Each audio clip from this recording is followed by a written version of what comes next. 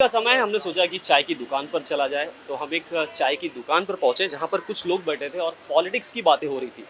तो हमने सोचा कि इनका हम पार्ट बने और इनकी जो चर्चा है उसका हिस्सा बने और जानने की कोशिश करें कि कुछ ही घंटे वोटिंग को लेकर बचे हैं तो इनका माइंडसेट क्या कह रहा है या लास्ट मोमेंट में इनका माइंड जो है किस पार्टी की तरफ है या उनका ओपिनियन क्या है वो जाना जाए। इसी को लेकर हम इनके बीच पहुंचे हैं, तो आइए चर्चा का हिस्सा आप भी बनिए। तो क्या कहेंगे, तैयारी हो गई है पूरी? क्योंकि पॉलिटिकल पार्टीज जो है उनकी तैयारी तो हो गई है। अब वोट किसको देना है वो आप लोगों को चूज करना है। कौन होने वाला है आप लोगों का नेता?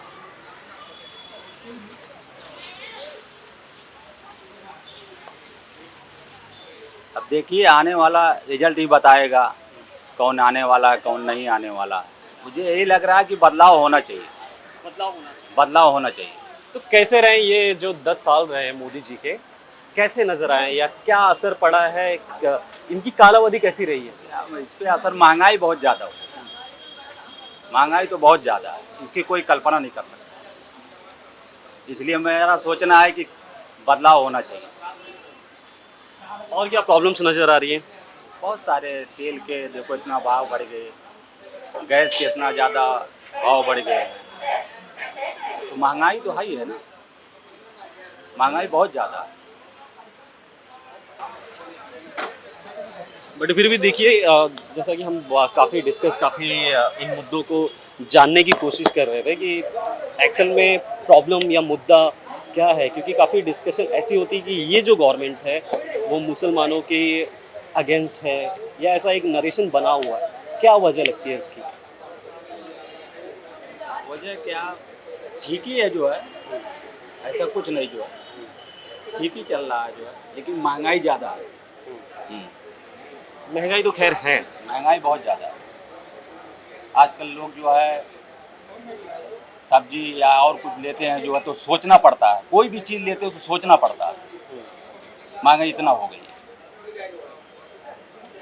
पेट्रोल डीजल का भाव इतना हो गया है कि पेट्रोल डीजल भाव बढ़ने से जो हो हर चीज़ का जो है रेट बढ़ गया। तो चलना जो है थोड़ा मुश्किल हो गया लोगों को। और क्या मुद्दे नज़र आते हैं आपको?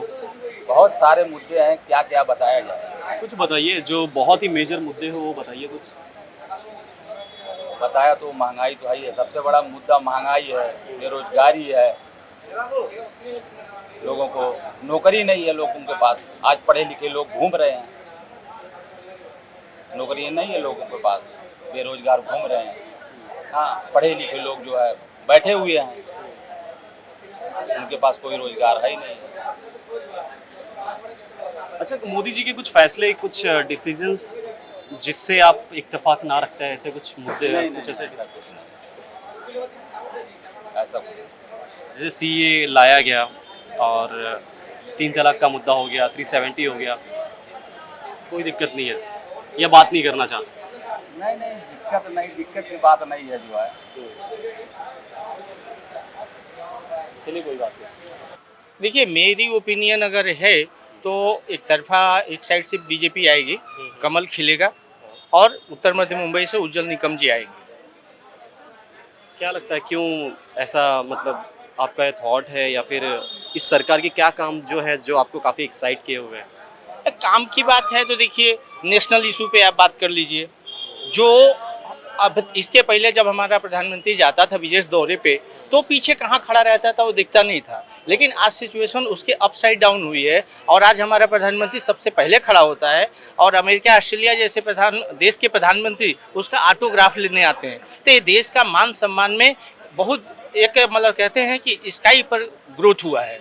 और बाकी तो हर देश का नागरिक अपना काटता है, कमाता है, लेकिन जो देश का सम्मान है उसी से उसकी पहचान होती है। पहले लोग जाते थे, अरे इंडियन को सपेरों का देश माना जाता था कि यहाँ सिर्फ सांप पकड़ने वाले थे, लेकिन आज वही देश जो होता है ये कहता है कि नहीं, मोदी को सलाम करता है। सर, कई बार हमें ये रियलाइज़ होता है, हम वीडियो या फोटो रील्स पर देखते हैं कि हमारे मोदी जी के बारे में क्या परसेप्शन है बाहर के देशों में, लेकिन फिर हम रियलाइज़ करते हैं हमारे पास जॉब नहीं है, हमारी जेब में पैसे नहीं है उतने।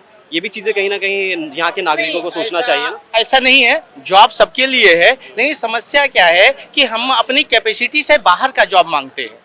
हमारी जो कैपेसिटी, अभी जॉब की बात होती है, तमाम देखो जाता है कि लोगों को देश के राज्य के पूरे नाम नहीं मालूम है। आप कहीं भी यही खड़ा होकर पूछ लीजिए भारत में कितने राज्य, सबका नाम बता दें, सबका उसका कैपिटल बता दें, तो जो बोलो मैं हाजिर। लेकिन आपकी कैपेसिटी नहीं है, आपकी एबिलिटी नहीं है, और आप अगर कहोगे नहीं मैं डायरेक्ट डीएम ही बनूंगा, तो आपको जॉब कौन दे सकता है? आपके कैपेसिटी के, आपके इसके हिसाब से जॉब अवेलेबल है, और इतने लोग जॉब कर ही रहे हैं ना।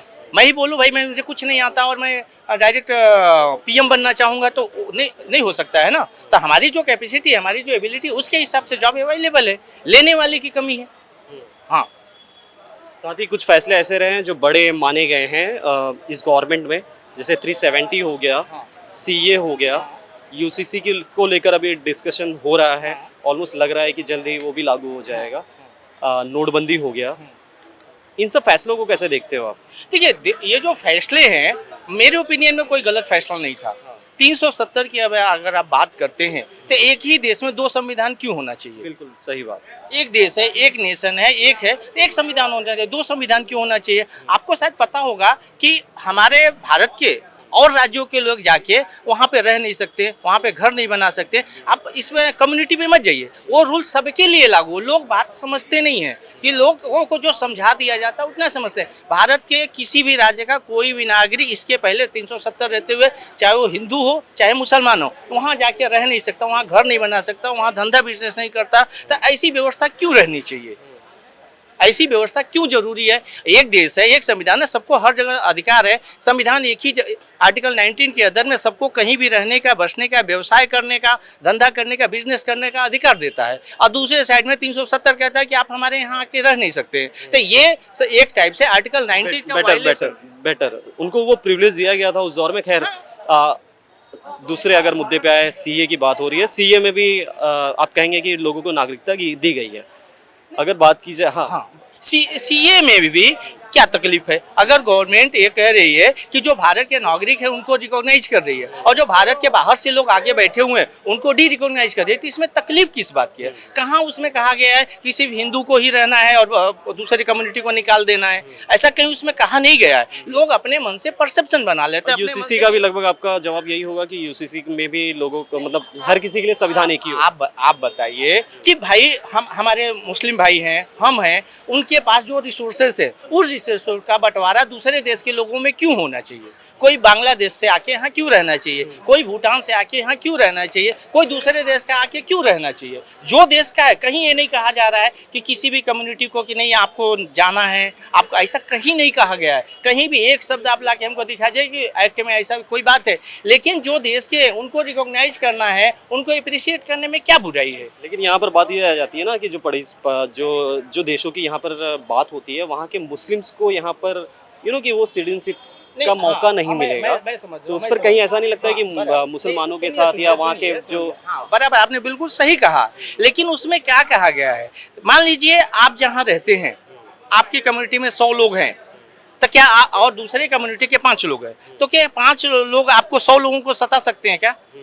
ऐसा नहीं हो सकता ना। मुस्लिम्स को वहाँ पर प्रॉब्लम नहीं है भाई। अब मान लीजिए अफगानिस्तान है, अजरबैजान है, पाकिस्तान है, वहाँ मुस्लिम का प्रॉब्लम कैसे हो सकता है? वहाँ प्रॉब्लम किसको होगा? वहाँ पे प्रॉब्लम जैसी बात ही नहीं है। और वो कहा गया है कि इतने देशों के जो शरणार्थी हैं, वो जो रह रहे हैं, जो उसको वहाँ से निकाल दिया गया किसी कारण से, मैं उसमें नहीं जाना चाहता हूँ, लेकिन उनको भारत सरकार रिकॉग्नाइज कर रही है, तो इसमें क्या गलत है? चलिए बढ़िया। एनआरसी आना चाहिए देश में। हाँ, आना चाहिए। क्यों आना चाहिए? अभी दूसरे देश के लोग आके यहाँ पे रह के फर्जी कार्ड बना, अभी देखिए होता कैसा है, आसाम ले लीजिए, ये लीजिए, वहाँ क्या करते हैं, किसी न तरीके से इन प्रकरण में अपना आईडी बना लेते हैं। आईडी बना लेते हैं तो उसका होता क्या, जो हमारे देश के रिसोर्सेस है, जो हमारी नदियाँ, हमारे पहाड़ है, हमारे खेत है, उसी में वो हिस्सा बांटते हैं। तो जो हमारे देश के हैं, जो वैलिड हैं, जो है, उनका हिस्सा होना चाहिए। जो जिनके पास, जो इनकेस जो कुछ साल पहले आए हैं, या फिर क्योंकि कुछ साल पहले हमने सुना है कि कई लोग बाहर से भारत में आए, फिर उनका क्या करेंगे? वो कैसे, उनके लिए क्या सोचा जाए? सिंपल सी बात है कि हमारे पास ऑलरेडी 140 करोड़ लोग हैं। अब हम उसमें और बढ़ाने के पक्ष में नहीं है, हम नहीं चाहते हैं, क्योंकि कोई भी आएगा तो उसको पानी चाहिए, खेती चाहिए, रहने चाहिए, खाने को चाहिए, सब चाहिए। तो जो हमारे रिसोर्सेज कम है, हम उसमें से और कहाँ से बंटवारा करेंगे? वो जो उनका देश है वहाँ जाए, उनको उनका देश दिया गया है, उनको हक दिया गया, उनको जमीन दी गई, वो वहाँ रहें। यहाँ आने की क्या बात है, वो अपना देश डेवलप करें, अपने देश को आगे बढ़ाएं, अपनी टेक्नोलॉजी बढ़ाएं, हमको किसी से कोई प्रॉब्लम नहीं। लेकिन हाँ, हमारे देश में आके इलीगली और हमारे रिसोर्स पे कब्जा करेंगे, उसका तो ऑब्जेक्शन रहेगा। तो अब की बार 400 होगा? 100%। अच्छा, फाइनली जाते जाते ये बताइए, मोदी जी 4 तारीख को चुनकर आते हैं, क्या अहम फैसले हैं वो उन्हें करने चाहिए, या क्या काम है जो आपकी नज़र में अभी तक अधूरे हैं? देखिए, काम तो अभी जो पेंडिंग काम है, जो मेट्रो का हो गया और जो रिसोर्स तो कंटिन्यूएशन में है। हाँ। वो मुद्दे खैर अलग है। और क्या मुद्दे नज़र आते हैं या और क्या फैसले नज़र आते हैं जो अभी देखिए, लेने चाहिए मोदी जी को? मैं पर्सनली अगर हमसे पूछेंगे तो एक मुद्दा मेरे पास दिमाग में बहुत दिन से है। देखिए, कैसा है कि भारत की दिल्ली, हमेशा जो प्रधानमंत्री होते हैं वो दिल्ली पे झंडा फहराते हैं, ठीक है। लेकिन मेरे ओपिनियन में अब दिल्ली सुरक्षित है। अब मोदी जी को झंडा आसाम में फहराना चाहिए, केरल में फहराना चाहिए, बांग्लादेश में, बंगाल में जाके फहराना चाहिए, ताकि जो लोगों के अंदर ये भावना है कि हम सेपरेट हैं, हमको कोई पूछता नहीं, हमको अलग ये, उनके अंदर क्यों भावना दूर हो जाए और उनको वो भारत को अपना समझें। और कहीं ना कहीं मैंने सुना ऐसी बातें होती है, जो लोग अरुणाचल से आते हैं, जो असम से आते हैं, वो कहते हैं वहाँ जा रहे हैं, जब वहाँ से चलते हैं तो बोले हम भारत जा रहे हैं। तो क्या आप भारत के बाहर रहते हो? आप भी तो भारत का हिस्सा है। कहीं ना कहीं ये बातें हैं। तो हमारे जो एग्जीक्यूटिव है, जो प्रधानमंत्री है, उनको मेरे ओपिनियन में झंडा जो पेरिफेरी के स्टेट है, जो दूर दराज के एरिया, वहाँ जाना चाहिए, ताकि लोगों के अंदर इंक्लूसिवनेस की भावना है, इनके समावेशी की भावना है, और जो भारत को अपना समझें। बिल्कुल, ये अच्छा फैसला है। वो ट्रेडिशन से हटके थोड़ा और लोगों को कनेक्ट किया जा सकता अब दिल्ली में झंडा फहराने की जरूरत नहीं है। दिल्ली हमारी सुरक्षित है, दिल्ली में कोई प्रॉब्लम नहीं है। हमें फोकस वहाँ करना चाहिए जहाँ पे थोड़े बहुत लोगों के और अंदर एक्सक्लूसिव है। ये तो आपने ठीक बोला कि ट्रेडिशन से हटके थोड़ा सोचना चाहिए। फैसलों की मैं बात कर रहा हूँ, फैसले और क्या करने चाहिए? हिंदू राष्ट्र की बात हो रही है आज देश में, कई लोग हिंदू राष्ट्र की बात कर रहे हैं, कई लोग जो कॉन्स्टिट्यूशन है, संविधान है, उसको बदलने की बात कर रहे हैं। हाँ, देखिए, संविधान कहीं नहीं बदला जा रहा है। अब देखिए, केवल क्या होता है, बहुत सारी बातें लोगों के अंदर प्रोपेगेंडा फैलाई जाती हैं। संविधान कहाँ बदला जाए? अभी तक का 105 संविधान अमेंडमेंट हो चुका, ठीक है, ऑन रिकॉर्ड अमेंडमेंट होते हैं। तो अमेंडमेंट जब जरूरत होती है, जब समय होता है, समय के हिसाब से परिवर्तन होता है, दुनिया परिवर्तन करती है। अगर अमेंडमेंट हो रहे हैं तो इसमें कोई प्रॉब्लम किसी को नहीं होना चाहिए। 105 परिवर्तन तो अब तक हो चुका है। तो अब संविधान बदलने का मतलब क्या है? कोई रूल है जो आउटडेटेड हो गया, जो अंग्रेजों के टाइम पे, जो जिसकी जरूरत नहीं है, उसको तो डिलीट होना चाहिए, उसको रिमूव होना चाहिए। संविधान परिवर्तन कोई न करने जा रहा है, ना कोई बात कर रहा है, न किसी के मुद्दे में है। संविधान परिवर्तन की कोई बात ही नहीं है। और इसके पहले के जो प्रेसिडेंटेड गवर्नमेंट है, उन्होंने भी तो 105 अमेंडमेंट किया है, तो उन्होंने भी तो संविधान का परिवर्तन किया है। तो अगर वो अमेंडमेंट कर सकते हैं, तो जो प्रेजेंट गवर्नमेंट है उसको भी हक है करने का, मेरी समझ से। हिंदू राष्ट्र बनेगा फिर?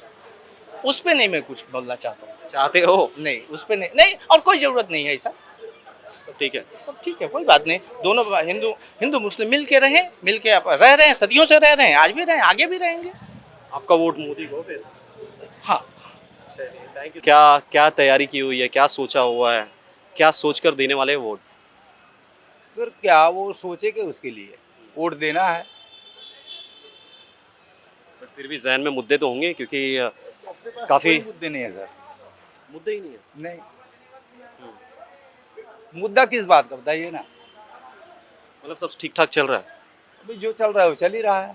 क्या चल रहा है वही तो जानने के लिए हम आए हैं, क्योंकि आजकल जो वोट, आजकल क्या हमेशा से जो वोट पढ़ते रहे हैं, अपने मुद्दों को लेकर पढ़ते रहे कि मुद्दे हमारे, ये हमारी प्रॉब्लम्स रही है, उसे जो सॉल्व करेगा उसे हम वोट देंगे। पहली बात तो सर, आज के ज़माने में कोई हल करने वाला है नहीं, तो मुद्दा क्या इंसान के पास रहेगा? मतलब उम्मीद ही नहीं है आपको? उम्मीद क्या रहेगी बताइए ना। उम्मीद जब रहती है जब आदमी करता हो, आदमी करता ही नहीं तो उम्मीद क्या रखे।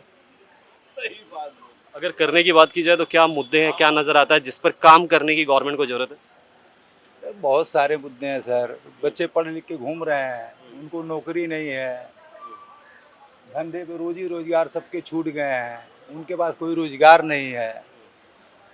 सरकार को तो खाली बस अपनी कुर्सी बचाना है, बाकी उस पर तो काम करना नहीं है।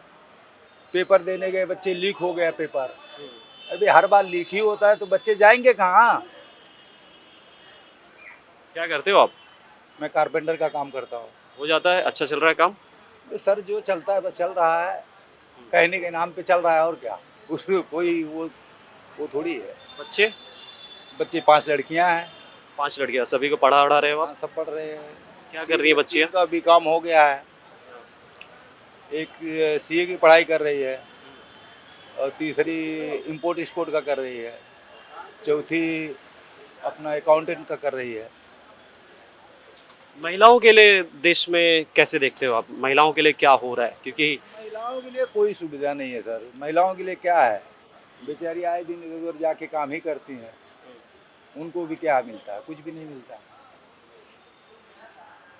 भविष्य सोचकर क्या सोचते हो? डर लगता है या फिर ये लगता है कि फ्यूचर ब्राइट होने वाला है बच्चों का? बच्चों का क्या फ्यूचर बनेगा जब कोई उनको नौकरी चाकरी है ही नहीं, खाली पढ़ा रहे हैं। अभी जो पहले तो कम पढ़ाते थे बच्चे कि भाई तो नौकरी वोकरी है नहीं तो पढ़ाएंगे कि पढ़ा के फ़ायदा क्या है। अभी तो लोग पढ़ा भी रहे हैं, फिर उसके बाद भी बच्चे पढ़े लिखे भी बेकार हो जा रहे हैं। कोई समाधान उसका नहीं है। तो क्या लगता है कि अब कल इलेक्शन है तो कौन आपको इन प्रॉब्लम से बाहर निकालेगा? निकालने वाला तो कोई नहीं है सर। राहुल गांधी? कोई, हम पार्टी की किसी पार्टी की नहीं बात करेंगे, निकालने वाला कोई नहीं है। सब अपनी कुर्सी के लिए चल रहे हैं। हमको कुर्सी मिल जाए, बाकी जनता जहाँ है वो वैसी वैसी रहेगी। किसी को तो वोट दोगे ना? अब वोट तो दे देंगे सर, वोट तो देना अपना। कैसे चूज करोगे कि कोई सपोर्ट नहीं करता उसके बाद भी कैसे चूज करोगे आप फिर? देखिए हमारा तो हक है ना वोट देना, तो हम तो देंगे ही। अब उसको थोड़ी हम अनर्गल करेंगे, उसको देना ही देना किसी न किसी को। तो बदलाव चाहिए इस बार? तो बदलाव क्या करेंगे सर? पहली बात तो वो लोगों के अंदर विचारों में बदलाव होना चाहिए। कैसे विचार? अब विचार में जब बदलाव है ही नहीं तो बदलाव क्या होगा?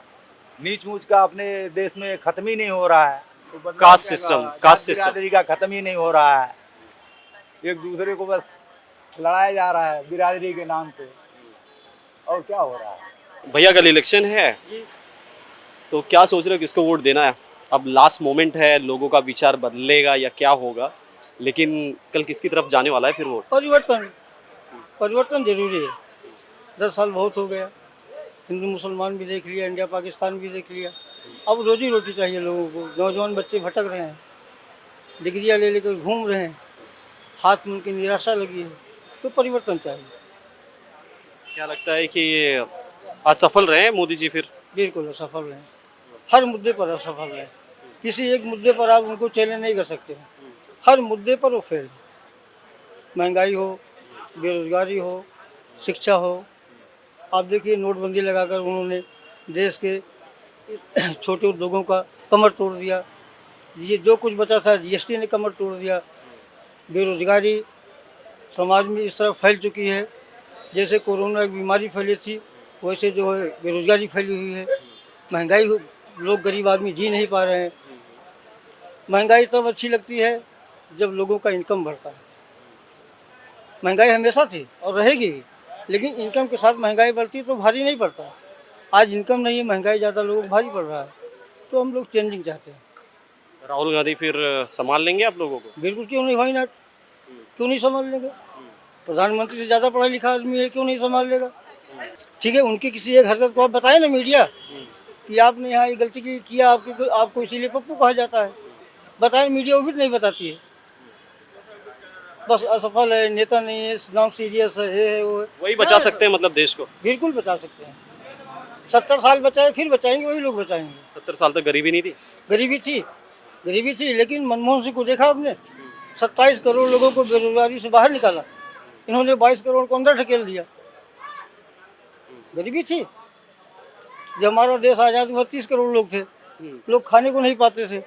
आज हर घर में 2 रोटी फेंका जा रहा है। कांग्रेस की देन है।